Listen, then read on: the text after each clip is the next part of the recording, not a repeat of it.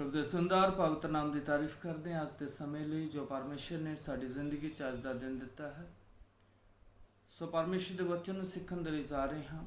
ਬੜੇ ਗੌਰ ਦੇ ਨਾਲ ਪਰਮੇਸ਼ਰ ਦੇ ਕਲਾਮ ਨੂੰ ਸਿੱਖਣਾ ਹੈ। ਅੱਜ ਅਸੀਂ ਪ੍ਰਭੂ ਦੇ ਵਚਨ 'ਚ ਸਿੱਖਾਂਗੇ ਬਹੁਤ ਸਾਰੇ ਲੋਕ ਪਰਮੇਸ਼ਰ ਦੀਆਂ ਬਰਕਤਾਂ ਤੋਂ ਵੰਚਿਤ ਕਿਉਂ ਰਹਿ ਜਾਂਦੇ ਹਨ। ਬਹੁਤ ਸਾਰੇ ਮਸੀਹ ਲੋਕ ਪ੍ਰਭੂ ਦੀ ਮਹਿਮਾ ਕਰਦੇ ਹੋਏ ਵੀ ਪਰਮੇਸ਼ਰ ਦੀਆਂ ਬਰਕਤਾਂ ਤੋਂ ਦੂਰ ਹਨ। ਇਹਦਾ ਕਾਰਨ ਕੀ ਹੈ? ਕਿਉਂਕਿ ਪਰਮੇਸ਼ਰ ਦਾ ਵਚਨ ਸਾਨੂੰ ਸਿਖਾਉਂਦਾ ਹੈ ਪਰਮੇਸ਼ਰ ਦੇ ਬਹੁਤ ਸਾਰੇ ਵਾਅਦੇ ਹਨ ਸਾਡੇ ਨਾਲ, ਜੋ ਕਿ ਪਰਮੇਸ਼ਰ ਨੇ ਬਰਕਤਾਂ ਦੇ ਵਾਅਦੇ ਸਾਡੇ ਨਾਲ ਕੀਤੇ ਹੋਏ ਹਨ। ਪਰਮੇਸ਼ਰ ਦੇ ਕਲਾਮ ਦੇ ਵਿੱਚੋਂ ਦੇਖਦੇ ਹਾਂ ਯੋਹੰਨਾ ਦੀ ਅੰਜੀਲ 15 ਬਾਬ ਦੀ 7 ਦੇ ਵਿੱਚ ਲਿਖਿਆ, ਜੇ ਤੁਸੀਂ ਮੇਰੇ ਵਿੱਚ ਮੇਰੀਆਂ ਗੱਲਾਂ ਤੁਹਾਡੇ 'ਚ ਬਣੀਆਂ ਰਹਿਣ ਤਾਂ ਜੋ ਚਾਹੋ ਮੰਗੋ ਤੁਹਾਡੇ ਲਈ ਹੋ ਜਾਏਗਾ। ਮਤੀ ਦੀ ਅੰਜੀਲ 7 ਬਾਬ ਦੀ 7 ਦੇ ਵਿੱਚ ਲਿਖਿਆ, ਮੰਗੋ ਦਿੱਤਾ ਜਾਏਗਾ, ਢੂੰਡੋਗੇ ਪਾਓਗੇ, ਖਟਖਟਾਓਗੇ ਤੁਹਾਡੇ ਲਈ ਖੋਲ੍ਹਿਆ ਜਾਏਗਾ। ਮਤੀ ਦੀ ਅੰਜੀਲ 6 ਬਾਬ ਦੀ 33 'ਚ ਲਿਖਿਆ, ਮੇਰੇ ਧਰਮ ਤੇ ਰਾਜ ਦੀ ਖੋਜ ਕਰੋ, ਦੁਨੀਆ ਦੀਆਂ ਸਾਰੀਆਂ ਚੀਜ਼ਾਂ ਤੁਹਾਨੂੰ ਆਪਣੇ ਆਪ ਮਿਲ ਜਾਣਗੀਆਂ। ਵਿਵਸਥਾ 28 ਬਾਬ ਦੀ 1 ਤੋਂ 15 ਦੇ ਵਿੱਚ ਤੱਕ ਪਰਮੇਸ਼ਰ ਨੇ ਬਰਕਤਾਂ ਦੇ ਬਹੁਤ ਸਾਰੇ ਵਾਅਦੇ ਕੀਤੇ ਹਨ, ਜਿਹਦੇ ਵਿੱਚ ਲਿਖਿਆ, ਮੈਂ ਧਰਤੀ ਦੀਆਂ ਸਾਰੀਆਂ ਕੌਮਾਂ ਤੋਂ ਤੁਹਾਨੂੰ ਉੱਚਾ ਕਰਾਂਗਾ। ਇੰਨੇ ਵਾਅਦਿਆਂ ਦੇ ਬਾਵਜੂਦ ਵੀ ਸਾਡੇ ਲੋਕ ਪਰਮੇਸ਼ਰ ਦੀਆਂ ਬਰਕਤਾਂ ਤੋਂ ਵੰਚਿਤ ਕਿਉਂ ਹੈ? ਕਿਉਂ ਨਹੀਂ ਪਰਮੇਸ਼ਰ ਦੀਆਂ ਬਰਕਤਾਂ ਦੇ ਹੱਕਦਾਰ ਹੋ ਪਾ ਰਹੇ? ਪਰਮੇਸ਼ਰ ਦੇ ਲੋਕ ਬਰਕਤਾਂ ਪਾਉਣ ਦੇ ਲਈ ਥਾਂ ਥਾਂ ਜਾਂਦੇ ਹਨ, ਅਲੱਗ-ਅਲੱਗ ਚਰਚ ਬਦਲਦੇ ਹਨ, ਔਰ ਜਦੋਂ ਚਰਚਾਂ ਦੇ ਵਿੱਚ ਅਲੱਗ-ਅਲੱਗ ਚਰਚ ਜਾਂਦੇ ਹਨ ਤਾਂ ਬਰਕਤਾਂ ਨਹੀਂ ਮਿਲਦੀਆਂ। ਫਿਰ ਪ੍ਰਭੂ ਦੇ ਸੇਵਕਾਂ ਨੂੰ, ਪ੍ਰਭੂ ਦੇ ਦਾਸਾਂ 'ਤੇ ਉਂਗਲੀ ਉਠਾਉਂਦੇ ਹਨ ਕਿ ਉਹ ਪਰਮੇਸ਼ਰ ਦੀਆਂ ਬਰਕਤਾਂ ਦੇ ਹੱਕਦਾਰ ਨਹੀਂ ਹੋ ਪਾ ਰਹੇ। ਲੇਕਿਨ ਕੋਈ ਵੀ ਇਨਸਾਨ ਆਪਣੇ ਆਪ 'ਤੇ ਗੌਰ ਨਹੀਂ ਕਰਦਾ ਕਿ ਉਹ ਪਰਮੇਸ਼ਰ ਦੀਆਂ ਬਰਕਤਾਂ ਤੋਂ ਦੂਰ ਕਿਉਂ ਹੈ, ਕਿਉਂ ਪਰਮੇਸ਼ਰ ਦੀਆਂ ਬਰਕਤਾਂ ਦਾ ਹੱਕਦਾਰ ਨਹੀਂ ਹੋ ਪਾ ਰਿਹਾ, ਜਾਂ ਕਿਉਂ ਪਰਮੇਸ਼ਰ ਦੀਆਂ ਬਰਕਤਾਂ ਤੋਂ ਵੰਚਿਤ ਹਨ। ਸੋ ਪਰਮੇਸ਼ਰ ਦੇ ਕਲਾਮ ਦੇ ਦੁਆਰਾ ਅਸੀਂ ਸਿੱਖਦੇ ਹਾਂ 6 ਕਾਰਨ ਹਨ ਜਿਨ੍ਹਾਂ ਦੇ ਕਰਕੇ ਬਹੁਤ ਸਾਰੇ ਲੋਕ ਪਰਮੇਸ਼ਰ ਦੀਆਂ ਬਰਕਤਾਂ ਤੋਂ ਦੂਰ ਹਨ। ਬਾਈਬਲ ਦੱਸਦੀ ਹੈ, ਨੰਬਰ 1, ਮਸੀਹ ਲੋਕ, ਪ੍ਰਭੂ ਨੂੰ ਜਾਣਨ ਵਾਲੇ ਲੋਕ, ਪਰਮੇਸ਼ਰ ਦੀ ਮਹਿਮਾ ਕਰਨ ਵਾਲੇ ਲੋਕ, ਚਰਚ ਜਾਣ ਵਾਲੇ ਲੋਕ, ਬਾਈਬਲ ਪੜ੍ਹਨ ਵਾਲੇ ਲੋਕ, ਪ੍ਰਾਰਥਨਾ ਕਰਨ ਵਾਲੇ ਲੋਕ, ਜਦ ਪਰਮੇਸ਼ਰ ਦਾ ਦਾਸ, ਪਰਮੇਸ਼ਰ ਦੇ ਦਾਸ ਉਹਨਾਂ ਦੇ ਘਰਾਂ 'ਚ ਆਉਂਦੇ ਹਨ ਤਾਂ ਉਹ ਉਹਨਾਂ ਦੇ ਨਾਲ ਸੰਸਾਰਿਕ ਰਿਸ਼ਤਾ ਰੱਖਦੇ ਹਨ। ਬਹੁਤ ਸਾਰੇ ਲੋਕ, ਜਿਸ ਤਰ੍ਹਾਂ ਸੰਸਾਰ ਦੇ ਵਿੱਚ ਅਸੀਂ ਕਿਸੇ ਅਣਜਾਣ ਆਦਮੀ ਨੂੰ ਅੰਕਲ ਕਹਿ ਕੇ ਬੁਲਾ ਲਾਂਗੇ ਜਾਂ ਕੋਈ ਹੋਰ ਰਿਸ਼ਤਾ ਦੇ ਕੇ, ਸੰਸਾਰਿਕ ਰਿਸ਼ਤਾ ਦੇ ਕੇ ਬੁਲਾਉਂਦੇ ਹਾਂ, ਇਸੇ ਤਰ੍ਹਾਂ ਬਹੁਤ ਸਾਰੇ ਲੋਕ ਪਰਮੇਸ਼ਰ ਦੇ ਦਾਸਾਂ ਦੇ ਨਾਲ ਵੀ ਇੱਕ ਸੰਸਾਰਿਕ ਰਿਸ਼ਤਾ ਰੱਖਦੇ ਹਨ। ਕਿਉਂਕਿ ਪਰਮੇਸ਼ਰ ਦਾ ਕਲਾਮ ਬਹੁਤ ਸਾਫ਼ ਤੇ ਸਪਸ਼ਟ ਲਫ਼ਜ਼ਾਂ ਦੇ ਵਿੱਚ ਮਤੀ ਦੀ ਅੰਜੀਲ 10 ਬਾਬ ਦੀ 40 ਤੋਂ ਲੈ ਕੇ 42 ਤੱਕ ਪਰਮੇਸ਼ਰ ਦਾ ਕਲਾਮ ਦੱਸਦਾ, ਜਿਹੜਾ ਤੁਹਾਨੂੰ ਕਬੂਲ ਕਰਦਾ ਹੈ ਉਹ ਮੈਨੂੰ ਕਬੂਲ ਕਰਦਾ ਹੈ। ਪ੍ਰਭੂ ਯਿਸੂ ਮਸੀਹ ਮਤੀ ਦੀ ਅੰਜੀਲ 'ਚ ਲਿਖਦੇ, ਜਿਹੜਾ ਤੁਹਾਨੂੰ ਕਬੂਲ ਕਰਦਾ ਹੈ ਉਹ ਮੈਨੂੰ ਕਬੂਲ ਕਰਦਾ ਹੈ, ਔਰ ਜਿਹੜਾ ਮੈਨੂੰ ਕਬੂਲ ਕਰਦਾ ਹੈ ਉਹ ਮੇਰੇ ਭੇਜਣ ਵਾਲੇ ਨੂੰ ਕਬੂਲ ਕਰਦਾ ਹੈ। ਜਿਹੜਾ ਨਬੀ ਦੇ ਨਾਂ ਉੱਤੇ ਨਬੀ ਨੂੰ ਕਬੂਲ ਕਰੇ ਉਹ ਨਬੀ ਦਾ ਫਲ ਪਾਵੇਗਾ, ਤੇ ਜਿਹੜਾ ਧਰਮੀ ਦੇ ਨਾਂ ਉੱਤੇ ਧਰਮੀ ਨੂੰ ਕਬੂਲ ਕਰੇ ਉਹ ਧਰਮੀ ਦਾ ਫਲ ਪਾਵੇਗਾ। ਜੇ ਕੋਈ ਨਾ ਛੋਟਿਆਂ ਵਿੱਚੋਂ ਇੱਕ ਨੂੰ ਚੇਲੇ ਦੇ ਨਾਂ ਉੱਤੇ ਨਿਰਾ ਇੱਕ ਕਟੋਰਾ ਠੰਡੇ ਪਾਣੀ ਦਾ ਪਿਲਾਵੇ, ਮੈਂ ਤੁਹਾਨੂੰ ਸੱਚ ਆਖਦਾ ਹਾਂ ਕਿ ਉਹ ਆਪਣਾ ਫਲ ਕਦੀ ਨਾ ਗਵਾਵੇਗਾ। ਪਰਮੇਸ਼ਰ ਦਾ ਕਲਾਮ ਇੱਕ ਪਾਣੀ ਦੇ ਗਲਾਸ ਦੇ ਬਦਲੇ ਵੀ ਉਹ ਆਪਣਾ ਫਲ ਨਹੀਂ ਗਵਾ ਸਕਦਾ, ਪਰ ਇਸ ਦੇ ਬਾਵਜੂਦ ਵੀ ਲੋਕ ਬਰਕਤਾਂ ਤੋਂ ਵੰਚਿਤ ਹਨ। ਕਾਰਨ ਇਹੀ ਹੈ, ਬਾਈਬਲ ਕਹਿੰਦੀ ਨਬੀ ਅਗਰ ਤੁਹਾਡੇ ਘਰ 'ਚ ਆਉਂਦਾ ਉਹਨੂੰ ਨਬੀ ਦੇ ਨਾਂ 'ਤੇ ਕਬੂਲ ਕਰੋ ਤੇ ਨਬੀ ਦੀ ਬਰਕਤ ਪਾਓਗੇ, ਧਰਮੀ ਦੇ ਨਾਂ 'ਤੇ ਕਬੂਲ ਕਰੋਗੇ ਤੇ ਧਰਮੀ ਦੀ ਬਰਕਤ ਪਾਓਗੇ। ਅਗਰ ਤੁਸੀਂ ਛੋਟੇ ਦਾਸ ਸਮਝ ਕੇ ਠੰਡੇ ਪਾਣੀ ਪਿਲਾਓਗੇ ਤੇ ਉਹਦੀ ਵੀ ਬਰਕਤ ਪਾਓਗੇ। ਅਗਰ ਸੰਸਾਰਿਕ ਰਿਸ਼ਤਾ ਬਣਾ ਕੇ ਕਬੂਲ ਕਰੋਗੇ ਤੇ ਫਿਰ ਸੰਸਾਰਿਕ ਲੋਕ ਜਿਹੜੇ ਹੈ ਉਹ ਬਰਕਤਾਂ ਨਹੀਂ ਦੇ ਕੇ ਜਾਂਦੇ। ਸੋ ਇਸ ਲਈ ਇਹ ਪਹਿਲਾ ਕਾਰਨ ਹੈ ਕਿ ਇਨਸਾਨ ਪਰਮੇਸ਼ਰ ਦੇ ਦਾਸਾਂ ਦੇ ਨਾਲ ਇੱਕ ਸੰਸਾਰਿਕ ਰਿਸ਼ਤਾ ਬਣਾ ਕੇ ਰੱਖਦਾ ਹੈ, ਜਿਹਦੇ ਕਾਰਨ ਉਹ ਪਰਮੇਸ਼ਰ ਦੀਆਂ ਬਰਕਤਾਂ ਤੋਂ ਵੰਚਿਤ ਰਹਿ ਜਾਂਦਾ ਹੈ। ਦੂਸਰਾ ਕਾਰਨ ਪਰਮੇਸ਼ਰ ਦਾ ਕਲਾਮ ਸਾਨੂੰ ਦੱਸਦਾ ਹੈ,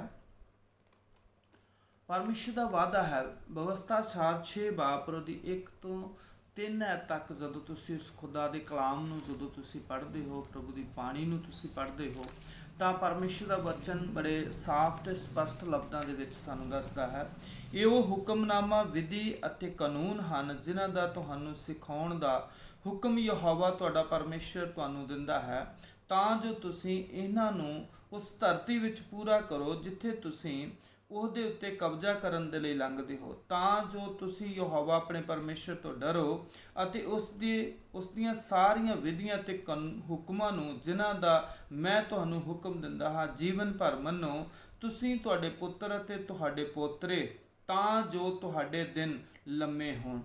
ਹੇ ਇਸਰਾਏਲ, ਸੁਣੋ ਅਤੇ ਇਵੇਂ ਹੀ ਕਰਨ ਦਾ ਯਤਨ ਕਰੋ ਤਾਂ ਜੋ ਤੁਹਾਡਾ ਫਲ ਭਲਾ ਹੋਵੇ ਅਤੇ ਤੁਸੀਂ ਬਹੁਤ ਵਧੋ, ਜਿਵੇਂ ਯਹੋਵਾ ਤੁਹਾਡੇ ਪਿਓ ਦਾਦਿਆਂ ਦੇ ਪਰਮੇਸ਼ਰ ਨੇ ਤੁਹਾਡੇ ਨਾਲ ਉਸ ਧਰਤੀ ਵਿੱਚ ਜਿੱਥੇ ਦੁੱਧ ਅਤੇ ਸ਼ਹਿਦ ਵਗਦਾ ਹੈ ਵਚਨ ਕੀਤਾ ਹੈ।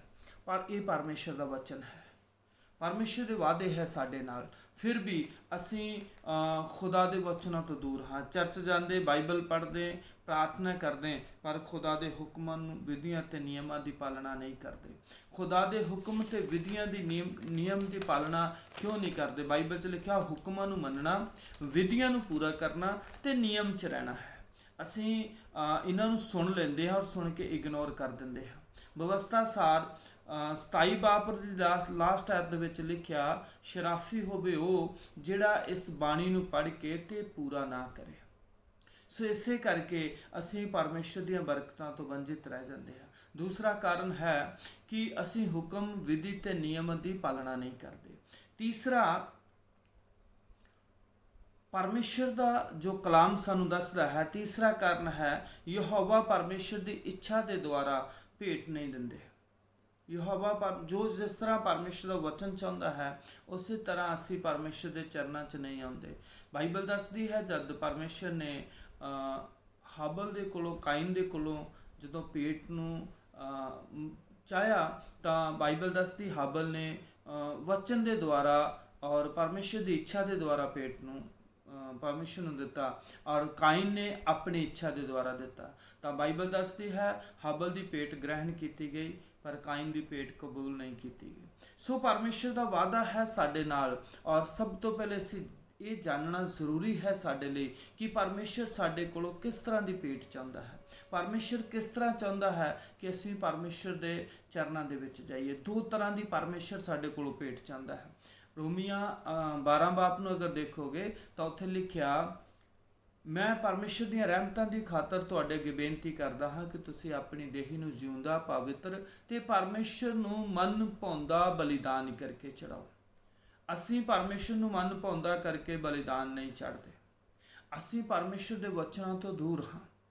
ਇਸੇ ਕਾਰਨ ਕਿ ਅਸੀਂ ਪਰਮੇਸ਼ਰ ਦੀਆਂ ਬਰਕਤਾਂ ਤੋਂ ਵੰਚਿਤ ਹਾਂ।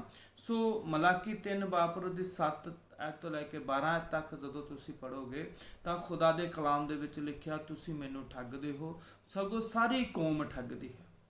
ਫਿਰ ਤੁਸੀਂ ਪੁੱਛਦੇ ਹੋ ਕਿਹਨਾਂ ਗੱਲਾਂ ਦੇ ਵਿੱਚ ਠੱਗਦੇ ਹੋ? ਬਾਈਬਲ ਦੱਸਦੀ ਹੈ ਦਸਵੰਧਾਂ ਤੇ ਭੇਟਾਂ ਦੇ ਵਿੱਚ। ਤੁਸੀਂ ਸਰਾਫੀਆਂ ਦੇ ਵੀ ਸ਼ਰਾਫੀ ਹੋਏ। ਸੋ ਇਸ ਕਰਕੇ ਵੀ ਅਸੀਂ ਪਰਮੇਸ਼ਰ ਦੀਆਂ ਬਰਕਤਾਂ ਤੋਂ ਦੂਰ ਹਾਂ, ਕਿਉਂਕਿ ਬਾਈਬਲ ਦੱਸਦੀ ਹੈ ਰਸੂਲਾਂ ਦੇ ਕਿਤਾਬ 10 ਬਾਪ ਦੀ 1 ਐਤ ਤੋਂ 2 ਐਤ ਤੱਕ ਜਦੋਂ ਪੜ੍ਹਦੇ ਹਾਂ ਤਾਂ ਉਹਦੇ ਵਿੱਚ ਲਿਖਿਆ, ਪਰਮੇਸ਼ਰ ਨੇ ਆਪਣੇ ਸਵਰਗਦੂਤ ਦੁਆਰਾ ਕਰਨੈਲੀਅਸ ਨੂੰ ਆਗਾਹ ਕੀਤਾ। ਉਹਨੇ ਕਿਹਾ, ਹੇ ਕਰਨੈਲੀਅਸ, ਤੇਰੀਆਂ ਪ੍ਰਾਰਥਨਾ, ਤੇਰੇ ਦਾਨ ਔਰ ਤੇਰੀਆਂ ਭੇਟਾਂ ਜ਼ਾਦਗਿਰੀ ਦੇ ਲਈ ਪਰਮੇਸ਼ਰ ਦੀ ਹਜ਼ੂਰੀ ਦੇ ਵਿੱਚ ਹਨ। ਜੋ ਪਰਮੇਸ਼ਰ ਦੀ ਇੱਛਾ ਦੇ ਦੁਆਰਾ ਭੇਟ ਚੜਾਈ ਜਾਂਦੀ ਹੈ, ਜੋ ਪਰਮੇਸ਼ਰ ਦੀ ਮਰਜ਼ੀ ਦੇ ਦੁਆਰਾ ਭੇਟ ਚੜਾਈ ਜਾਂਦੀ ਹੈ, ਉਹ ਪਰਮੇਸ਼ਰ ਨੂੰ ਗ੍ਰਹਿਣਯੋਗ ਹੁੰਦੀ ਹੈ ਔਰ ਉਹ ਜ਼ਾਦਗਿਰੀ ਦੇ ਲਈ ਪਰਮੇਸ਼ਰ ਦੀ ਹਜ਼ੂਰੀ 'ਚ ਲਿਖੀ ਜਾਂਦੀ ਹੈ। ਸੋ ਇਸ ਕਰਕੇ ਚੌਥਾ ਕਾਰਨ ਹੈ, ਸਾਨੂੰ ਇਹ ਪਤਾ ਨਹੀਂ ਲੱਗਦਾ ਕਿ ਅਸੀਂ ਪ੍ਰਾਰਥਨਾ ਕਿਸ ਤਰ੍ਹਾਂ ਕਰਨੀ ਹੈ। ਬਹੁਤ ਸਾਰੇ ਲੋਕ ਜਦੋਂ ਪ੍ਰਾਰਥਨਾ ਕਰਦੇ ਹੈ ਉਹ ਸਵੇਰੇ ਉੱਠਦਿਆਂ ਹੀ ਮੰਗਣਾ ਸ਼ੁਰੂ ਕਰ ਦੇਣਗੇ, ਬੱਚਿਆਂ ਦੇ ਲਈ, ਪਰਿਵਾਰ ਦੇ ਲਈ, ਘਰ ਦੇ ਲਈ, ਬਸ ਮੰਗਦੇ ਜਾਣਗੇ। ਲੇਕਿਨ ਜੋ ਪਰਮੇਸ਼ਰ ਜਿਸ ਤਰ੍ਹਾਂ ਦੀ ਪ੍ਰਾਰਥਨਾ ਚਾਹੁੰਦਾ ਹੈ ਅਸੀਂ ਉਸ ਤਰ੍ਹਾਂ ਦੀ ਪ੍ਰਾਰਥਨਾ ਨਹੀਂ ਕਰਦੇ। ਜੋ ਬਾਈਬਲ ਸਾਨੂੰ ਦੱਸਦੀ ਹੈ ਅਸੀਂ ਉਸ ਤਰ੍ਹਾਂ ਦੀ ਪ੍ਰਾਰਥਨਾ ਨਹੀਂ ਕਰਦੇ। ਜਦੋਂ ਤੁਸੀਂ ਰੋਮੀਆਂ 12 ਬਾਪ ਔਰ ਉਹਦੀ 1 ਐਤ ਤੋਂ ਲੈ ਕੇ 2 ਐਤ ਤੱਕ ਪੜ੍ਹੋਗੇ ਤਾਂ ਉੱਥੇ ਲਿਖਿਆ, ਮੈਂ ਪਰਮੇਸ਼ਰ ਦੀਆਂ ਰਹਿਮਤਾਂ ਦੀ ਖਾਤਰ ਤੁਹਾਡੇ ਅੱਗੇ ਬੇਨਤੀ ਕਰਦਾ ਹਾਂ, ਤੁਸੀਂ ਆਪਣੀਆਂ ਦੇਹੀਆਂ ਨੂੰ ਜਿਉਂਦਾ, ਪਵਿੱਤਰ ਤੇ ਪਰਮੇਸ਼ਰ ਨੂੰ ਮਨ ਭਾਉਂਦਾ ਕਰਕੇ ਬਲੀਦਾਨ ਚੜਾਓ। ਇਹ ਤੁਹਾਡੀ ਰੂਹਾਨੀ ਬੰਦਗੀ ਹੈ। ਪਰਮੇਸ਼ਰ ਨੰਬਰ 1, ਪਰਮੇਸ਼ਰ ਸਾਡੇ ਕੋਲ ਰੂਹਾਨੀ ਬੰਦਗੀ ਚਾਹੁੰਦਾ ਹੈ। ਰੂਹਾਨੀ ਬੰਦਗੀ ਦੇ ਵਿੱਚ ਅਸੀਂ ਪਰਮੇਸ਼ਰ ਨੂੰ ਧੰਨਵਾਦ ਦਾ ਬਲੀਦਾਨ ਨਹੀਂ ਚੜਾਉਂਦੇ। ਬਾਈਬਲ ਦੱਸਦੀ ਜ਼ਬੂਰਾਂ ਦੀ ਪੋਥੀ ਜਿਹੜਾ ਧੰਨਵਾਦ ਦਾ ਬਲੀਦਾਨ ਚੜਾਉਂਦਾ ਹੈ, ਮੈਂ ਉਹਨੂੰ ਆਪਣੀ ਮੁਕਤੀ ਦਿਖਾਵਾਂਗਾ। ਉਹ ਪਰਮੇਸ਼ਰ ਦੀ ਮਹਿਮਾ ਕਰਦਾ ਹੈ। ਸੋ ਪਰਮੇਸ਼ਰ ਦੀ ਮਹਿਮਾ ਦੇ ਲਈ ਸਭ ਤੋਂ ਪਹਿਲੇ ਇਹ ਜਾਣਨਾ ਜ਼ਰੂਰੀ ਹੈ ਅਸੀਂ ਪ੍ਰਾਰਥਨਾ ਕਿਸ ਤਰ੍ਹਾਂ ਕਰਨੀ ਹੈ। ਜ਼ਬੂਰਾਂ ਦੀ ਪੋਥੀ 1 ਬਾਪ ਦੀ 3 ਐਤ 103 ਦੀ 1 ਤੇ 2 ਦੇ ਵਿੱਚ ਲਿਖਿਆ, ਹੇ ਮੇਰੀ ਜਾਨ ਯਹੋਵਾ ਨੂੰ ਮੁਬਾਰਕ ਆ ਕਿ ਜੋ ਕੁਛ ਮੇਰੇ ਅੰਦਰ ਦੇ ਪਵਿੱਤਰ ਨਾਮ ਨੂੰ। ਅਸੀਂ ਜਾਣਨਾ ਸਾਡੇ ਅੰਦਰ ਕਿਹੜਾ ਨਾਮ ਹੈ, ਕਿਹੜੀ ਚੀਜ਼ ਹੈ ਜਿਹੜੀ ਪਵਿੱਤਰ ਹੈ, ਫਿਰ ਉਸ ਨੂੰ ਬਲੀਦਾਨ ਦੇਣਾ, ਉਸ ਨੂੰ ਧੰਨਵਾਦ, ਉਹਦਾ ਧੰਨਵਾਦ ਕਰਨਾ। ਫਿਰ ਲਿਖਿਆ, ਇਹ ਮੇਰੀ ਜਾਨ ਯਹੋਵਾ ਨੂੰ ਮੁਬਾਰਕ ਆ ਕਿ ਉਹਦੇ ਸਾਰੇ ਉਪਕਾਰਾਂ ਨੂੰ ਨਾ ਵਿਸਾਰ। ਪਰਮੇਸ਼ਰ ਦੇ ਸਾਰੇ ਉਪਕਾਰ ਯਾਦ ਰੱਖਣੇ ਹੈ, ਜੋ ਕਿ ਅਸੀਂ ਸਵੇਰੇ ਦੁਪਹਿਰੇ ਸ਼ਾਮ ਨੂੰ ਜਦ ਵੀ ਅਸੀਂ ਪ੍ਰਾਰਥਨਾ ਤੇ ਬੈਠਦੇ ਹਾਂ ਸਾਨੂੰ ਬਾਰ-ਬਾਰ ਪਰਮੇਸ਼ਰ ਦੇ ਉਪਕਾਰਾਂ ਨੂੰ ਯਾਦ ਕਰਕੇ ਔਰ ਉਹਦਾ ਧੰਨਵਾਦ ਕਰਨਾ ਹੈ, ਉਹਦੀ ਤਾਰੀਫ ਕਰਨੀ ਹੈ, ਉਹਦੀ ਵਡਿਆਈ ਕਰਨੀ ਹੈ, ਉਹਦੀ ਸਤੁਤੀ ਕਰਨੀ ਹੈ। ਅਸੀਂ ਪ੍ਰਾਰਥਨਾ ਨੂੰ ਸਿੱਖਣਾ, ਪ੍ਰਾਰਥਨਾ ਕਿਸ ਤਰ੍ਹਾਂ ਕਰਨੀ ਹੈ। ਬਾਈਬਲ ਦੱਸਦੀ ਹੈ 1 ਤਿਮੋਥੀਅਸ 2 ਬਾਪ ਦੀ 8 ਦੇ ਵਿੱਚ ਲਿਖਿਆ, ਮਨੁੱਖ ਸਭਨੀ ਥਾਈਂ ਕ੍ਰੋਧ ਤੇ ਵਿਵਾਦ ਤੋਂ ਬਿਨਾਂ ਆਪਣੇ ਪਵਿੱਤਰ ਹੱਥ ਅੱਡ ਕੇ ਪਰਮੇਸ਼ਰ ਦੇ ਅੱਗੇ ਉਹਦੀ ਮਹਿਮਾ ਕਰੇ। ਜਦ ਅਸੀਂ ਪ੍ਰਾਰਥਨਾ 'ਚ ਬੈਠਣਾ, ਸਾਰਾ ਵੈਰ ਵਿਰੋਧ ਨੂੰ ਤਿਆਗ ਕੇ, ਸਾਡੇ ਅੰਦਰ ਕਿਸੇ ਦੇ ਲਈ ਕੋਈ ਰੰਜਸ, ਕਿਸੇ ਦੇ ਲਈ ਕੋਈ ਵੈਰ ਨਹੀਂ ਹੋਣਾ ਚਾਹੀਦਾ। ਜਦ ਅਸੀਂ ਪ੍ਰਾਰਥਨਾ ਕਰਨੀ ਹੈ, ਹਰ ਇੱਕ ਦੇ ਲਈ ਪ੍ਰਾਰਥਨਾ ਕਰਨੀ ਹੈ, ਹਰ ਇੱਕ ਦੇ ਲਈ ਪ੍ਰਾਰਥਨਾ ਕਰਨੀ। ਮੈਂ ਪਿੱਛੇ ਜੇ ਸੋਸ਼ਲ ਮੀਡੀਆ ਦੇ ਉੱਤੇ ਫੇਸਬੁੱਕ 'ਤੇ ਕਿਸੇ ਦੇ ਨਾਲ ਗੱਲ ਕਰ ਰਿਹਾ ਸੀ ਤਾਂ ਉਹਨਾਂ ਨੇ ਮੈਨੂੰ ਪੁੱਛਿਆ, ਤੁਸੀਂ ਕਿੱਥੋਂ ਦੇ ਰਹਿਣ ਵਾਲੇ ਹੋ? ਤਾਂ ਮੈਂ ਉਹਨਾਂ ਨੂੰ ਕਿਹਾ ਮੈਂ ਇੰਡੀਆ ਦਾ। ਤਾਂ ਉਹਨਾਂ ਨੇ ਅੱਗੇ ਜਵਾਬ ਦਿੱਤਾ, ਮੈਂ ਇੰਡੀਆ ਨੂੰ ਪਸੰਦ ਨਹੀਂ ਕਰਦਾ। ਤਾਂ ਮੈਂ ਉਹਨਾਂ ਨੂੰ ਕਿਹਾ, ਕੀ ਤੁਸੀਂ ਯਿਸੂ ਮਸੀਹ ਨੂੰ ਪਿਆਰ ਕਰਦੇ ਹੋ? ਉਹਨਾਂ ਨੇ ਕਿਹਾ ਹਾਂ।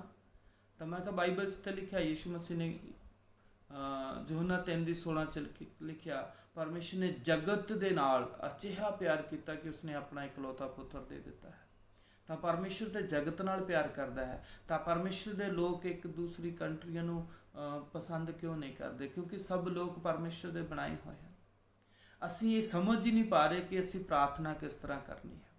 ਜਦੋਂ ਸਾਨੂੰ ਪਤਾ ਨਹੀਂ ਲੱਗਦਾ ਕਿ ਪ੍ਰਾਰਥਨਾ ਕਿਸ ਤਰ੍ਹਾਂ ਕਰਨੀ ਹੈ, ਅਸੀਂ ਪ੍ਰਾਰਥਨਾ ਦੇ ਵਿੱਚ ਵੀ ਆਪਣੀ ਜ਼ਿੰਦਗੀ 'ਚ ਇੱਕ ਦੂਸਰੇ ਦੇ ਪ੍ਰਤੀ ਕ੍ਰੋਧ, ਗੁੱਸਾ, ਵੈਰ, ਵਿਰੋਧ, ਝਗੜਾ, ਈਰਖਾ, ਇਹਨਾਂ ਚੀਜ਼ਾਂ ਨੂੰ ਰੱਖਦੇ ਹਾਂ, ਤਾਂ ਫਿਰ ਵੀ ਅਸੀਂ ਪਰਮੇਸ਼ਰ ਦੀਆਂ ਬਰਕਤਾਂ ਤੋਂ ਵੰਚਿਤ ਰਹਿ ਜਾਂਦੇ ਹਾਂ। 5ਵਾਂ ਕਾਰਨ ਹੈ ਆਪਣੇ ਪਾਪਾਂ ਤੋਂ ਤੋਬਾ ਕਰਨਾ, ਪਛਤਾਪ ਕਰਨਾ। ਬਹੁਤ ਸਾਰੇ ਲੋਕ ਪਛਤਾਪ ਨਹੀਂ ਕਰਦੇ। ਬਹੁਤ ਸਾਰੇ ਲੋਕ ਪਰਮੇਸ਼ਰ ਦੇ ਨਾਮ ਦੇ ਵਿੱਚ ਚੱਲਦੇ ਜ਼ਰੂਰ ਹਨ, ਪਰ ਆਪਣੇ ਪਾਪਾਂ ਦੀ ਮਾਫੀ ਨਹੀਂ ਮੰਗਦੇ। ਔਰ ਕਈ ਵਾਰ ਲੋਕਾਂ ਨੂੰ ਇਹ ਵੀ ਨਹੀਂ ਪਤਾ ਪਾਪਾਂ ਦੀ ਮਾਫੀ ਮੰਗਣੀ ਕਿੱਦਾਂ ਹੈ। ਕਈ ਲੋਕ ਆਪਣੇ ਪਾਪਾਂ ਦੀ ਮਾਫੀ ਮੰਗ ਕੇ ਇੰਨੇ 'ਚ ਹੀ ਸੋਚਦੇ ਕਿ ਸਾਡਾ ਛੁਟਕਾਰਾ ਹੋ ਗਿਆ, ਲੇਕਿਨ ਬਾਈਬਲ ਸਾਨੂੰ ਦੱਸਦੀ ਹੈ, ਬਾਈਬਲ ਸਾਨੂੰ ਅੰਗੀਕਾਰ ਕਰਨਾ, ਬਾਈਬਲ ਸਾਨੂੰ ਤੋਬਾ ਕਰਨੀ ਸਿਖਾਉਂਦੀ ਹੈ। ਪਰਮੇਸ਼ਰ ਦਾ ਦਾਸ ਦਾਊਦ, ਜ਼ਬੂਰ 51, ਜਦ ਤੁਸੀਂ ਇਸ ਪੂਰੇ ਚੈਪਟਰ ਨੂੰ ਪੜ੍ਹਦੇ ਹੋ ਤਾਂ ਦਾਊਦ ਦੀ ਤਰ੍ਹਾਂ ਪਰਮੇਸ਼ਰ ਦੇ ਅੱਗੇ ਗਿੜਗਿੜਾ ਕੇ ਪਾਪਾਂ ਦੀ ਮਾਫੀ ਮੰਗਣੀ। ਉਹਦੇ 'ਚ ਇੱਕ ਥਾਂ ਲਿਖਿਆ, ਹੇ ਪਰਮੇਸ਼ਰ ਆਪਣਾ ਪਵਿੱਤਰ ਆਤਮਾ ਮੈਥੋਂ ਨਾ ਲੈ। ਬਹੁਤ ਅੱਛੇ ਢੰਗ ਦੇ ਨਾਲ ਦਾਊਦ ਦੇ ਸ਼ਬਦ ਹਨ ਕਿ ਕਿਸ ਤਰ੍ਹਾਂ ਅਸੀਂ ਪਰਮੇਸ਼ਰ ਦੇ ਅੱਗੇ ਪਛਤਾਪ ਕਰਨਾ ਹੈ। ਪਰਮੇਸ਼ਰ ਦਾ ਦਾਸ ਅਜ਼ਰਾ ਲਿਖਦਾ ਹੈ 9 ਬਾਪ ਦੀ 5 ਤੇ 8 ਐਤ। ਉਹਨੇ ਕਿਹਾ, ਹੇ ਪਰਮੇਸ਼ਰ ਸਾਡੇ ਬਾਪ ਦਾਦਿਆਂ ਦੀ ਬਰਿਆਈ, ਬਦੀ, ਪਾਪ ਸਾਡੇ ਉੱਪਰੋਂ ਦੀ ਲੰਘ ਗਏ ਹੈ, ਔਰ ਉਹਨਾਂ ਦੀ ਬਦੀ ਔਰ ਪਾਪ ਦੇ ਕਰਕੇ ਅਸੀਂ ਇੰਨੇ ਸ਼ਰਮਿੰਦੇ ਹਾਂ ਕਿ ਅਸੀਂ ਤੇਰੇ ਵੱਲ ਅੱਖਾਂ ਨਹੀਂ ਉਠਾ ਸਕਦੇ, ਅਸੀਂ ਤੇਰੇ ਵੱਲ ਦੇਖ ਨਹੀਂ ਸਕਦੇ। ਅਜ਼ਰਾ ਦੀ ਪ੍ਰਾਰਥਨਾ ਨੂੰ ਦੇਖੋ ਔਰ ਵਚਨ ਪੜੋ, ਅਜ਼ਰਾ 9 ਚੈਪਟਰ ਨੂੰ ਪੜੋ, 9 ਬਾਪ ਦੀ 5 ਤੋਂ 8 ਤੱਕ, ਔਰ ਕਿਸ ਤਰ੍ਹਾਂ ਅਜ਼ਰਾ ਆਪਣੇ ਪਾਪਾਂ ਦੀ, ਆਪਣੇ ਪਿਓ ਦਾਦਿਆਂ ਦੇ ਪਾਪਾਂ ਦੀ ਪਰਮੇਸ਼ਰ ਦੇ ਅੱਗੇ ਗਿੜਗਿੜਾ ਕੇ ਮਾਫੀ ਮੰਗਦਾ ਹੈ। ਸਾਨੂੰ ਇਹ ਵੀ ਨਹੀਂ ਪਤਾ ਕਿ ਅਸੀਂ ਕਿਸ ਤਰ੍ਹਾਂ ਖੁਦਾ ਦੇ ਕੋਲ ਜਾਣਾ ਹੈ। ਕੂਚ 20 ਬਾਪ ਦੇ ਵਿੱਚ ਲਿਖਿਆ, ਮੈਂ ਆਪਣੇ ਵੈਰੀਆਂ ਦੀ 3, 4 ਪੀੜ੍ਹੀ ਤੱਕ ਬਦਲਾ ਲਵਾਂਗਾ। ਕਿਉਂ ਬਦਲਾ ਲਵਾਂਗਾ? ਅੱਜ ਦਾ ਸੰਸਾਰ, ਕੋਈ ਵੀ ਐਸਾ ਇਨਸਾਨ ਨਹੀਂ ਹੈ ਜਿਸ ਨੇ ਪਰਮੇਸ਼ਰ ਦੇ ਹੁਕਮ ਦੀ ਉਲੰਘਣਾ ਨਾ ਕੀਤੀ ਹੋਵੇ। ਸੋ ਇਸ ਲਈ ਸਾਨੂੰ ਸਭ ਤੋਂ ਪਹਿਲੇ ਜਾਣਨਾ ਜ਼ਰੂਰੀ ਹੈ ਕਿ ਅਸੀਂ ਤੋਬਾ ਕਿਸ ਤਰ੍ਹਾਂ ਕਰਨੀ ਹੈ। ਅਸੀਂ ਪਰਮੇਸ਼ਰ ਦੇ ਅੱਗੇ ਆਪਣੇ ਪਾਪਾਂ ਦਾ ਅੰਗੀਕਾਰ ਕਿੱਦਾਂ ਕਰਨਾ ਹੈ। ਜਦੋਂ ਤੁਸੀਂ ਪਰਮੇਸ਼ਰ ਦੇ ਅੱਗੇ ਆਪਣੇ ਪਾਪਾਂ ਦਾ ਅੰਗੀਕਾਰ ਕਰੋਗੇ, ਫਿਰ ਤੁਸੀਂ ਪਰਮੇਸ਼ਰ ਦੀਆਂ ਬਰਕਤਾਂ ਦੇ ਹੱਕਦਾਰ ਹੋ ਸਕਦੇ ਹੋ। ਸੋ ਇਸ ਕਰਕੇ ਇਸ ਚੀਜ਼ 'ਤੇ ਗੌਰ ਕਰਨੀ ਹੈ ਕਿ ਅਸੀਂ ਆਪਣੇ ਪਾਪਾਂ ਦਾ ਇਕਰਾਰ ਕਿਸ ਤਰ੍ਹਾਂ ਕਰਨਾ ਹੈ। ਇਹਨਾਂ ਜੋ ਆਇਤਾਂ ਦੱਸੀਆਂ ਜਾਂਦੀਆਂ ਹਨ, ਬਾਈਬਲ ਨੂੰ ਖੋਲ੍ਹੋ ਔਰ ਉਸ ਨੂੰ ਪੜ੍ਹੋ ਔਰ ਪਰਮੇਸ਼ਰ ਦੇ ਵਚਨ ਦੇ ਦੁਆਰਾ ਪਰਮੇਸ਼ਰ ਦੇ ਚਰਨਾਂ 'ਚ ਬੈਠ ਕੇ ਅੰਗੀਕਾਰ ਕਰੋ। ਬਾਈਬਲ 'ਚ ਲਿਖਿਆ ਕਿ ਚੁੰਗੀ ਲੈਣ ਵਾਲੇ ਨੇ ਦੁਆ ਕੀਤੀ, ਉਹਨੇ ਕਿਹਾ, ਹੇ ਪਿਤਾ, ਮੈਂ ਪਾਪੀ ਹਾਂ। ਉਹਨੇ ਸਿਰਫ ਆਪਣੇ ਆਪ ਨੂੰ ਪਰਮੇਸ਼ਰ ਦੇ ਚਰਨਾਂ 'ਚ ਪਾਪੀ ਦੇ ਰੂਪ 'ਚ ਰੱਖਿਆ ਤਾਂ ਉਹਦੀ ਪ੍ਰਾਰਥਨਾ ਸੁਣੀ ਗਈ। ਅੱਜ ਬਹੁਤ ਸਾਰੇ ਲੋਕ ਆਪਣੇ ਆਪ ਨੂੰ ਧਰਮੀ ਬਣਾਉਂਦੇ ਹਨ।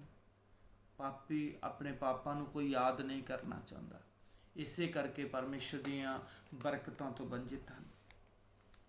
6ਵਾਂ ਕਾਰਨ ਹੈ, ਅਸੀਂ ਚਰਚ ਜਾਂਦੇ ਹਾਂ ਪਰ ਪ੍ਰਭੂ ਦੀ ਇੱਛਾ ਦੇ ਮੁਤਾਬਕ ਨਹੀਂ ਜਾਂਦੇ। ਚਰਚ ਸਾਰੇ ਜਾਂਦੇ ਹਨ ਪਰ ਪ੍ਰਭੂ ਦੀ ਇੱਛਾ ਦੇ ਮੁਤਾਬਕ ਨਹੀਂ। ਬਹੁਤ ਸਾਰੇ ਲੋਕ, ਜੋ ਅਸੀਂ ਪਹਿਲੇ ਗੱਲ ਕਰ ਚੁੱਕੇ ਹਾਂ, ਬਹੁਤ ਸਾਰੇ ਲੋਕ ਸਿਰਫ ਚੰਗਿਆਈ ਲੈਣ ਵਾਸਤੇ, ਔਰ ਬਹੁਤ ਸਾਰੇ ਲੋਕ ਚੰਗਿਆਈ ਲੈਣ ਵਾਸਤੇ ਹੀ ਚਰਚ ਜਾਂਦੇ ਹੈ ਔਰ ਬਰਕਤਾਂ ਲੈਣ ਵਾਸਤੇ ਚਰਚ ਜਾਂਦੇ ਆ, ਪਰ ਇਹਨਾਂ ਚੀਜ਼ਾਂ ਤੋਂ ਫਿਰ ਵੀ ਉਹ ਵੰਚਿਤ ਰਹਿੰਦੇ ਆ, ਬਰਕਤਾਂ ਨੂੰ ਹਾਸਲ ਨਹੀਂ ਕਰ ਪਾਉਂਦੇ। ਖਾਸ ਕਰਕੇ ਉਹ ਲੋਕ ਜਿਨ੍ਹਾਂ ਨੇ ਤੋਬਾ ਕਰਕੇ ਬਪਤਿਸਮਾ ਲਿਆ ਹੋਇਆ ਹੈ, ਜਿਨ੍ਹਾਂ ਨੇ ਪਰਮੇਸ਼ਰ ਨੂੰ ਆਪਣਾ ਉਧਾਰਕਰਤਾ ਕਬੂਲ ਕਰ ਲਿਆ ਹੈ, ਉਹ ਬਾਰ-ਬਾਰ ਕੋਈ ਕਿਸੇ ਚਰਚ, ਕਦੀ ਕਿਸੇ ਚਰਚ, ਸਿਰਫ ਬਰਕਤਾਂ ਦੇ ਲਈ, ਪਰ ਬਰਕਤਾਂ ਬਹੁਤ ਦੂਰ ਚਲ ਜਾਂਦੀਆਂ ਹਨ। ਸੋ ਚਰਚ ਜਾਂਦੇ ਹਾਂ ਪਰ ਪਰਮੇਸ਼ਰ ਦੀ ਇੱਛਾ ਦੇ ਮੁਤਾਬਕ ਨਹੀਂ, ਜਿਸ ਤਰ੍ਹਾਂ ਪ੍ਰਭੂ ਚਾਹੁੰਦਾ ਹੈ। ਅਸੀਂ ਜਦੋਂ ਚਰਚ ਜਾਂਦੇ ਹਾਂ, ਘਰ 'ਚੋਂ ਇੱਕ ਮੈਂਬਰ ਚਰਚ ਜਾਂਦਾ, ਬਾਕੀ ਲੋਕ ਆਪੋ ਆਪਣੇ ਕੰਮਾਂ 'ਤੇ, ਫਿਰ ਸਾਡੇ ਕੋਲ ਟਾਈਮ ਦੀ ਕਦਰ ਨਹੀਂ ਹੈ। ਚਰਚ ਜਾਣਾ ਹੈ, ਚਰਚ ਦੇ ਟਾਈਮ ਦੇ ਮੁਤਾਬਕ ਨਹੀਂ ਪਹੁੰਚਣਾ। ਕੋਈ ਲੋਕ ਪ੍ਰਚਾਰ ਲਾਸਟ ਰਹਿ ਜਾਏਗਾ, ਫਿਰ ਬੰਦਗੀ ਚਾਹਣਗੇ। ਕੋਈ ਲੋਕ ਗੀਤ ਭਜਨ ਗਾਏ ਜਾਣਗੇ, ਫਿਰ ਬੰਦਗੀ ਚਾਹਣਗੇ। ਕੋਈ ਲੋਕ ਪ੍ਰਚਾਰ ਅੱਧ 'ਚ ਚੱਲ ਜਾਏਗਾ, ਫਿਰ ਬੰਦਗੀ ਚਾਹਣਗੇ। ਕੋਈ ਬਿਲਕੁਲ ਬੰਦਗੀ ਖਤਮ ਹੋ ਜਾਏਗੀ, ਫਿਰ ਬੰਦਗੀ ਚਾਹਣਗੇ। ਤਾਂ ਚਰਚ ਜਾਂਦੇ ਹੈ ਪਰ ਪ੍ਰਭੂ ਦੀ ਇੱਛਾ ਦੇ ਮੁਤਾਬਕ ਨਹੀਂ, ਆਪਣੀ ਇੱਛਾ ਦੇ ਮੁਤਾਬਕ। ਲੇਕਿਨ ਖੁਦਾ ਦਾ ਕੰਮ, ਖੁਦਾ ਦਾ ਕਲਾਮ ਸਾਨੂੰ ਕੀ ਦੱਸਦਾ ਹੈ? ਅਸੀਂ ਚਰਚ ਕਿਸ ਤਰ੍ਹਾਂ ਜਾਣਾ ਹੈ? ਬਾਈਬਲ ਦੱਸਦੀ, ਜ਼ਰਮੀਆ 17 ਬਾਬ ਔਰ ਉਹਦੀ 19 ਐਤ ਤੋਂ ਲੈ ਕੇ 27 ਐਤ ਤੱਕ ਤੁਸੀਂ ਖੁਦਾ ਦੇ ਕਲਾਮ ਨੂੰ ਪੜ੍ਹਨਾ ਹੈ। ਲਿਖਿਆ, ਜਿਸ ਦਿਨ ਸਬਤ ਦਾ ਦਿਨ ਹੈ, ਜਿਸ ਦਿਨ ਸੰਗਤ ਦਾ ਦਿਨ ਹੈ, ਉਸ ਦਿਨ ਨਾ ਤੇ ਕੋਈ ਚੀਜ਼ ਖਰੀਦਣੀ ਹੈ, ਨਾ ਕੋਈ ਚੀਜ਼ ਵੇਚਣੀ ਹੈ। ਨਾ ਵੇਚਣ ਜਾਣਾ, ਨਾ ਖਰੀਦਣ ਜਾਣਾ, ਸਿਰਫ ਆਪਣੇ ਫਾਟਕਾਂ ਦੇ ਅੰਦਰ ਰਹਿਣਾ, ਪ੍ਰਭੂ ਦੀ ਮਹਿਮਾ ਕਰਨੀ। ਜਦੋਂ ਤੁਸੀਂ ਪੂਰਾ ਵਚਨ ਪੜ੍ਹੋਗੇ ਤੁਹਾਨੂੰ ਚੰਗੀ ਤਰ੍ਹਾਂ ਸਮਝ ਆ ਜਾਏਗਾ ਕਿ ਪਰਮੇਸ਼ਰ ਦਾ ਵਚਨ ਸਾਨੂੰ ਪਰਮੇਸ਼ਰ ਦੀ ਇੱਛਾ ਨੂੰ ਜਾਣਨ ਦੇ ਲਈ ਕਿਸ ਤਰ੍ਹਾਂ ਸਿਖਾਲਦਾ ਹੈ। ਰੋਮੀਆਂ 2 ਬਾਬ ਉਹਦੀ 12 ਬਾਬ ਉਹਦੀ 2 ਐਤ ਦੇ ਵਿੱਚ ਲਿਖਿਆ, ਤੁਸੀਂ ਇਸ ਯੁੱਗ ਦੇ ਰੂਪ ਜਿਹੇ ਨਾ ਬਣੋ। ਅਸੀਂ ਚਰਚ ਜਾਂਦੇ ਹਾਂ, ਸਾਡੇ ਤੇ ਯੁੱਗ ਦਾ ਰੂਪ ਹੈ। ਅਸੀਂ ਜੋ ਜਿਸ ਤਰ੍ਹਾਂ ਸੰਸਾਰ ਦੇ ਲੋਕ ਮੇਲਾ ਦੇਖਣ ਵਾਸਤੇ, ਵਿਆਹ ਸ਼ਾਦੀਆਂ ਤੇ ਬਣ ਠਣ ਕੇ ਔਰ ਬਹੁਤ ਤਰੀਕੇ ਦੇ ਨਾਲ ਮੰਨ ਲਓ ਆਪਣੇ ਆਪ ਨੂੰ ਸਜਾ ਕੇ ਜਾਂਦੇ ਹਨ, ਇਸੇ ਤਰ੍ਹਾਂ ਅਸੀਂ ਚਰਚਾਂ ਦੇ ਵਿੱਚ ਵੀ ਜਾਂਦੇ ਹਾਂ। ਪਰ ਬਾਈਬਲ ਦੱਸਦੀ, ਇਸ ਯੁੱਗ ਦੇ ਰੂਪ ਜਿਹੇ ਨਾ ਬਣੋ। ਤੁਹਾਡੀ ਬੁੱਧ ਦੇ ਨਵੇਂ ਹੋ ਜਾਣ ਕਰਕੇ ਹੋਰ ਸਰੂਪ ਦੇ ਵਿੱਚ ਬਦਲ ਜਾਓ, ਤਾਂ ਕਿ ਪਰਮੇਸ਼ਰ ਦੀ ਮਨ ਭਾਉਂਦੀ ਪੂਰੀ ਤੇ ਚੰਗੀ ਇੱਛਾ ਨੂੰ ਤੁਸੀਂ ਜਾਣ ਸਕੋ। ਜਦ ਤੁਸੀਂ ਪਰਮੇਸ਼ਰ ਦੀ ਇੱਛਾ ਨੂੰ ਜਾਣ ਜਾਓਗੇ ਕਿ ਕਿਸ ਤਰ੍ਹਾਂ ਬੰਦਗੀ 'ਚ ਜਾਣਾ, ਕਿਸ ਤਰ੍ਹਾਂ ਬੰਦਗੀ 'ਚ ਬੈਠਣਾ ਹੈ, ਤਾਂ ਫਿਰ ਤੁਸੀਂ ਨਾ ਬਰਕਤਾਂ ਦੇ ਹੱਕਦਾਰ ਹੋ ਸਕਦੇ ਹੋ। ਅੱਜ ਬਹੁਤ ਸਾਰੇ ਲੋਕ ਇਸੇ ਕਰਕੇ ਬੰਦਗੀਆਂ ਦੇ ਵਿੱਚ ਜਾਂਦੇ ਜ਼ਰੂਰ ਹੈ ਪਰ ਬਰਕਤਾਂ ਦੇ ਹੱਕਦਾਰ ਨਹੀਂ ਹੋ ਰਹੇ। ਕਿਉਂਕਿ ਉਹ ਇਸ ਯੁੱਗ ਦੇ ਰੂਪ ਦੇ ਦੁਆਰਾ ਚੱਲਦੇ ਹਨ, ਨਾ ਕਿ ਉਹਨਾਂ ਦਾ ਸਰੂਪ ਬਦਲਦਾ ਹੈ। ਵਿਵਸਥਾ ਸਾਰ 16 ਬਾਬ ਉਹਦੀ 16 ਤੇ 17 ਐਤ ਦੇ ਮੁਤਾਬਕ ਬਾਈਬਲ 'ਚ ਲਿਖਿਆ, ਸਾਰਾ ਪਰਿਵਾਰ ਪਰਮੇਸ਼ਰ ਦੇ ਭਵਨ 'ਚ ਜਾਓ, ਪਰਮੇਸ਼ਰ ਦੀ ਮਹਿਮਾ ਕਰਨ ਵਾਸਤੇ ਜਾਓ। ਇਹ ਨਹੀਂ ਹੈ ਕਿ ਅਗਰ ਘਰ 'ਚ 5 ਜੀ ਹੈ ਤੇ ਇੱਕ ਚਰਚ ਚੱਲ ਜਾਓ, ਬਾਕੀ ਕੰਮ ਤੇ ਚੱਲ ਜਾਓ। ਔਰ ਵਿਵਸਥਾ ਸਾਰ 6 ਬਾਬ ਉਹਦੀ 16 ਤੇ 17 ਐਤ, ਉੱਥੇ ਜਾ ਕੇ ਪਰਮੇਸ਼ਰ ਦੇ ਘਰ ਜਾ ਕੇ ਪਰਮੇਸ਼ਰ ਦੇ ਚਰਨਾਂ 'ਚ ਬੈਠ ਕੇ ਪਰਮੇਸ਼ਰ ਨੂੰ ਪਰਖੋ ਨਾ। ਕਈ ਲੋਕ ਪਰਖਦੇ ਹਨ कि प्रभु तू मैनू पहले आ देवेगा, फिर मैं तेनों आ दा, फिर मैं इदां करांगा, फिर मैं इदां करांगा, फिर मैं उस तरह करांगा। असी पहले परमेश्वर नूं परखण दी कोशिश करते हैं, फिर परमेश्वर दे अगे जिहड़ी है किसी भी चीज़ की सुखना रखते हैं। लेकिन बाइबल दसदी है चर्च जाओ, लेकिन उत्थे जाके परमेश्वर नूं परखो ना। उत्थे जाके सिर्फ परमेश्वर के चरणों 'च झुक जाओ। जिस तरह परमेश्वर की इच्छा है उस तरह अपने आप नूं परमेश्वर दे अगे झुकाओ। सो ये 6 कारण हैं जिन्हां दे करके लोग परमेश्वर दीआं बरकतां तो वंचित हैं। रसूलां दे किताब 3 बाब और 26 आयत जो सानू खुदा दा कलाम दसदा है कि असी किस तरह वंचित हकदार हो सकते हैं, किस तरह असी खुदा दे कलाम दे द्वारा परमेश्वर दिए दिते हुए वादियां दे हकदार हो सकते हैं। जो यूहन्ना दी अंजील 15 बाब और 7 आयत दे विच देखिया कि जे तुसी मेरे विच मेरियां गल्लां तुहाडे च जो चाहो मंगो तुहाडे लई हो जाएगा। मती दी अंजील 7 विच है ना, मंगो दिता जाएगा, खट्टो खोलो जगह ढूंढोगे पाओगे। और व्यवस्था सार 28:1-15 तक मैं धरती दी सारिया कौमां तो तुहानूं उच्चा करांगा। और ये सारे बरकत के वादे साडी जिंदगी च कदों पूरे होणगे, जदों असीं परमेश्वर के कलाम नूं परमेश्वर की इच्छा के द्वारा और सीखते हाँ, समझते हाँ। क्योंकि बाइबल दसदी धन वो जिहड़ा परमेश्वर के वचन नूं पढ़दा है, धन वो जिहड़ा सुणदा है, पर धन वो होवेगा जिहड़ा पढ़ के सुन के और इहदे विच लिखियां गल्लां दी पालना करता है, वो बरकत का हकदार होवेगा। रसूलों के किताब 3 बाब और 26 आयत दे विच लिखिया, परमेश्वर ने अपने सेवक नूं खड़ा करके और तुहाडे घर च भेजिया भाई तुहाडीआं बुराइयां तो हटा के तुहानूं बरकत देवे। परमेश्वर ने अपने सेवक नूं इसलिए चुनिया, भाई चुनिया, फिर उन्हें तुहाडे घर भेजिया भाई तुहाडे घरां च जावे और सब तो पहले तुहाडीआं बुराइयां नूं हटावे, तुहाडीआं बुराइयां तो तुहानूं दूर करे। मतलब तुहानूं तोबा करनी दसे, किस तरह तुसीं तोबा करनी है। तुसीं परमेश्वर दे अगे अंगीकार करना है और अपने पापां दा पछोताप करना है, अपने पापां दी माफ़ी मंगनी है, फिर बरकतां दे हकदार हो सकते हो।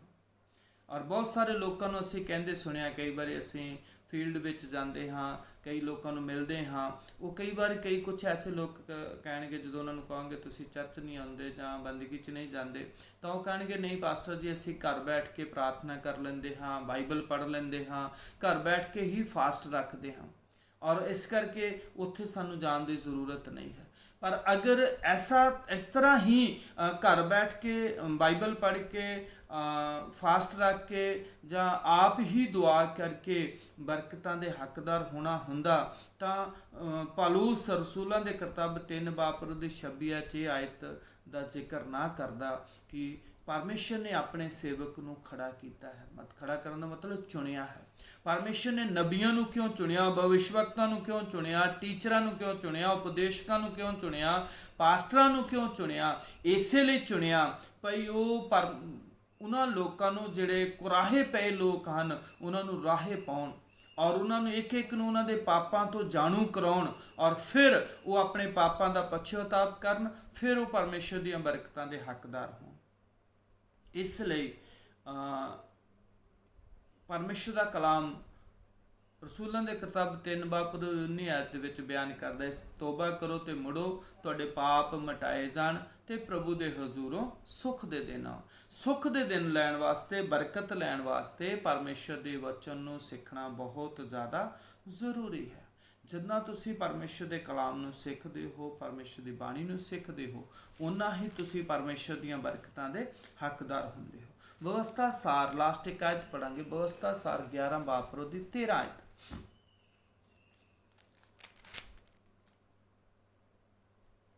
यूँ होवेगा कि जे तुसीं मन ला के मेरे हुक्मां नूं सुनोगे जिहड़े मैं अज तुहानूं दिंदा हां, अर्थात यहोवा अपने परमेश्वर दे नाल प्रेम रखना ते अपने सारे मन अते अपनी सारी जान नाल उसकी उपासना करनी, तां मैं तुहाडी धरती उत्ते वेले सिर वरखा वरावांगा, अर्थात पहली अते आखिरी वरखा, तां तुसीं अपना अन्न नमी मै अते तेल इकट्ठा करोगे अते मैं तुहाडे खेतां विच तुहाडे डंगरां दे लई घाह देवांगा ते तुसीं रज के खाओगे। ये परमेश्वर का वादा है। ਚੌਕਸ ਰਹੋ, ਮਤੇ ਤੁਹਾਡੇ ਮਨ ਵਿੱਚ ਭੁਲੇਖਾ ਲੱਗ ਜਾਵੇ ਅਤੇ ਤੁਸੀਂ ਕੁਰਾਹੇ ਪੈ ਕੇ ਦੂਜੇ ਦੇਵਤਿਆਂ ਦੀ ਪੂਜਾ ਕਰੋ ਅਤੇ ਉਹਨਾਂ ਦੇ ਅੱਗੇ ਮੱਥਾ ਟੇਕੋ, ਤਾਂ ਯਹੋਵਾ ਦਾ ਕ੍ਰੋਧ ਤੁਹਾਡੇ ਉੱਤੇ ਭੜਕ ਉੱਠੇ ਅਤੇ ਉਹ ਆਕਾਸ਼ ਨੂੰ ਅਜਿਹਾ ਬੰਦ ਕਰੇ ਕਿ ਵਰਖਾ ਨਾ ਹੋਵੇ ਅਤੇ ਜ਼ਮੀਨ ਆਪਣਾ ਹਾਸਲ ਨਾ ਦੇਵੇ। ਸੋ ਤੁਸੀਂ ਛੇਤੀ ਨਾਲ ਉਸ ਚੰਗੀ ਧਰਤੀ ਉੱਤੋਂ ਜਿਹੜੀ ਯਹੋਵਾ ਤੁਹਾਨੂੰ ਦਿੰਦਾ ਹੈ ਨਾਸ਼ ਹੋ ਜਾਓਗੇ। ਇਹ ਪਰਮੇਸ਼ਰ ਦਾ ਵਾਅਦਾ ਹੈ, ਇਹ ਪਰਮੇਸ਼ਰ ਦੀ ਬਾਣੀ ਹੈ। ਆਪਣੇ ਪੂਰੇ ਮਨ ਨਾਲ, ਪੂਰੀ ਜਾਨ ਦੇ ਨਾਲ, ਪੂਰੀ ਸ਼ਕਤੀ ਦੇ ਨਾਲ ਪਰਮੇਸ਼ਰ ਦੇ ਹੁਕਮ, ਪਰਮੇਸ਼ਰ ਦੀਆਂ ਵਿਧੀਆਂ ਨੂੰ ਔਰ ਪਰਮੇਸ਼ਰ ਦੇ ਨਿਯਮਾਂ ਨੂੰ ਜਾਣਨਾ ਔਰ ਇਹਨਾਂ ਦੇ ਮੁਤਾਬਕ ਚੱਲਣਾ। ਯਾਦ ਰੱਖੋ, ਪਰਮੇਸ਼ਰ ਦੇ ਹੁਕਮ ਮੰਨਣੇ ਹੈ, ਪਰਮੇਸ਼ਰ ਦੇ ਹੁਕਮ ਮੰਨਣੇ ਔਰ ਪਰਮੇਸ਼ਰ ਦੇ ਵਚਨ ਦੇ ਦੁਆਰਾ ਦਿੱਤੀਆਂ ਗਈਆਂ ਵਿਧੀਆਂ ਨੂੰ ਆਪਣੀ ਜ਼ਿੰਦਗੀ 'ਚ ਪੂਰਾ ਕਰਨਾ ਔਰ ਨਿਯਮਨ ਦੇ ਵਿੱਚ ਬਣੇ ਰਹਿਣਾ ਹੈ। ਪ੍ਰਭੂ ਨੇ ਚਾਹਿਆ ਆਉਣ ਵਾਲੀ ਵੀਡੀਓ ਦੇ ਵਿੱਚ ਜ਼ਰੂਰ ਸਿਖਾਵਾਂਗੇ ਹੁਕਮ ਕਿਸ ਤਰ੍ਹਾਂ ਮੰਨਣੇ, ਵਿਧੀਆਂ ਨੂੰ ਕਿਸ ਤਰ੍ਹਾਂ ਪੂਰਾ ਕਰਨਾ, ਨਿਯਮ 'ਚ ਕਿਸ ਤਰ੍ਹਾਂ ਰਹਿਣਾ ਹੈ। ਸੋ ਪਰਮੇਸ਼ਰ ਦਾ ਵਚਨ ਦੱਸਦਾ ਵੇਲੇ ਸਿਰ ਅਗਰ ਤੁਸੀਂ ਹੁਕਮਾਂ ਤੇ ਨਿਯਮਾਂ ਤੇ ਵਿਧੀਆਂ ਦੀ ਪਾਲਣਾ ਕਰੋਗੇ ਤਾਂ ਵੇਲੇ ਸਿਰ ਉਹ ਪਰਮੇਸ਼ਰ ਤੁਹਾਨੂੰ ਬਰਕਤਾਂ ਦਾ ਹੱਕਦਾਰ ਬਣਾਵੇਗਾ। ਅਗਰ ਤੁਸੀਂ ਪਰਮੇਸ਼ਰ ਦੇ ਵਚਨ ਨੂੰ ਸੁਣ ਕੇ ਕੁਰਾਹੇ ਪੈ ਜਾਓ ਤਾਂ ਲਿਖਿਆ ਉਹ ਕਹਿੰਦਾ ਮੈਂ ਤੁਹਾਡੇ ਲਈ ਆਪਣਾ ਆਕਾਸ਼ ਬੰਦ ਕਰ ਦੇਵਾਂਗਾ, ਤਾਂ ਕਿ ਤੁਹਾਡੀ ਜ਼ਮੀਨ ਤੇ ਬਾਰਿਸ਼ ਨਹੀਂ ਹੋਵੇਗੀ ਔਰ ਜ਼ਮੀਨ ਫਲਦਾਇਕ ਨਹੀਂ ਹੋਵੇਗੀ। ਇਹੀ ਕਾਰਨ ਹੈ ਜਿਸ ਕਰਕੇ ਅਸੀਂ ਪਰਮੇਸ਼ਰ ਦੀਆਂ ਬਰਕਤਾਂ ਤੋਂ ਵੰਚਿਤ ਹਾਂ।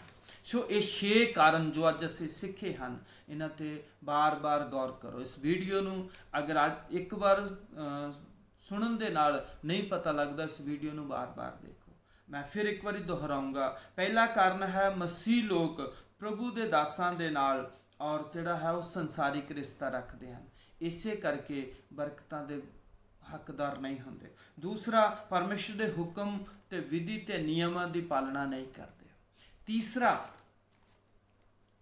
ਪਰਮੇਸ਼ਰ ਦੀ ਇੱਛਾ ਦੇ ਦੁਆਰਾ ਭੇਟ ਨਹੀਂ ਚੜਾਉਂਦੇ। ਚੌਥਾ, ਇਹ ਨਹੀਂ ਪਤਾ ਕਿ ਪ੍ਰਾਰਥਨਾ ਕਿਸ ਤਰ੍ਹਾਂ ਕਰਨੀ ਹੈ। ਪੰਜਵਾਂ, ਆਪਣੇ ਪਾਪਾਂ ਦਾ ਅੰਗੀਕਾਰ ਪਰਮੇਸ਼ਰ ਦੇ ਵਚਨ ਦੇ ਦੁਆਰਾ ਕਰਨਾ। ਛੇਵਾਂ, ਅਸੀਂ ਪਰਮੇਸ਼ਰ ਦੇ ਘਰ ਜਾਣਾ ਹੈ, ਪਰਮੇਸ਼ਰ ਦੀ ਆਰਾਧਨਾ ਕਰਨੀ ਹੈ, ਪਰਮੇਸ਼ਰ ਦੀ ਬੰਦਗੀ ਕਰਨੀ ਹੈ ਤੇ ਪਰਮੇਸ਼ਰ ਦੇ ਵਚਨ ਦੇ ਦੁਆਰਾ, ਆਪਣੀ ਇੱਛਾ ਦੇ ਦੁਆਰਾ ਨਹੀਂ। ਆਪਣੀ ਇੱਛਾ ਨੂੰ ਨਾ ਪਾਲੋ ਬਲਕਿ ਪਰਮੇਸ਼ਰ ਦੀ ਇੱਛਾ ਨੂੰ ਜਾਣਨ ਦੀ ਕੋਸ਼ਿਸ਼ ਕਰੋ। ਪ੍ਰਭੂ ਯਿਸੂ ਮਸੀਹ ਨੇ ਕਿਹਾ, ਮੈਂ ਆਪਣੇ ਭੇਜਣ ਵਾਲੇ ਦੀ ਇੱਛਾ ਨੂੰ ਪੂਰਾ ਕਰਨ ਵਾਸਤੇ ਆਇਆ। ਇਸੇ ਕਰਕੇ ਤੁਸੀਂ ਵੀ, ਜਿਸ ਨੇ ਤੁਹਾਨੂੰ ਆਪਣੇ ਬੇਟੇ ਯਿਸੂ ਮਸੀਹ ਦੇ ਪਵਿੱਤਰ ਲਹੂ ਦੇ ਦੁਆਰਾ ਮੁੱਲ ਲਿਆ ਹੋਇਆ ਹੈ, ਉਸ ਦੀ ਇੱਛਾ ਨੂੰ ਜਾਣਨ ਦੀ ਕੋਸ਼ਿਸ਼ ਕਰੋ। ਫਿਰ ਤੁਸੀਂ ਬਰਕਤਾਂ ਦੇ ਹੱਕਦਾਰ ਹੋਵੋਗੇ। ਫਿਰ ਤੁਸੀਂ ਪਰਮੇਸ਼ਰ ਦੀਆਂ ਜੋ ਬਰਕਤਾਂ ਹੈ ਜੋ ਤੁਹਾਡੇ ਲਈ ਰੱਖੀਆਂ ਹੋਈਆਂ ਹਨ, ਉਹਨਾਂ ਦਾ ਤੁਸੀਂ ਹੱਕਦਾਰ ਹੋਵੋਗੇ। ਸੋ ਪਰਮੇਸ਼ਰ ਇਹਨਾਂ ਵਚਨਾਂ ਦੇ ਦੁਆਰਾ ਤੁਹਾਨੂੰ ਬਰਕਤ ਦੇਵੇ ਔਰ ਤੁਹਾਨੂੰ ਇਸ ਵਚਨ ਨੂੰ ਸੁਣਨ ਸਮਝਣ ਦੀ ਲਿਆਕਤ ਦੇਵੇ।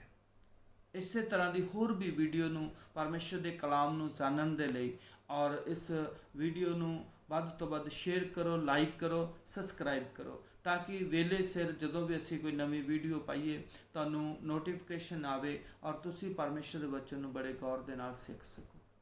ਪਰਮੇਸ਼ਰ ਤੁਹਾਨੂੰ ਬਰਕਤ ਦੇਵੇ। ਆਈਏ ਅਸੀਂ ਅੱਖਾਂ ਨੂੰ ਬੰਦ ਕਰੀਏ, ਸਿਰਾਂ ਨੂੰ ਝੁਕਾਈਏ, ਪ੍ਰਾਰਥਨਾ ਕਰਦੇ ਹਾਂ।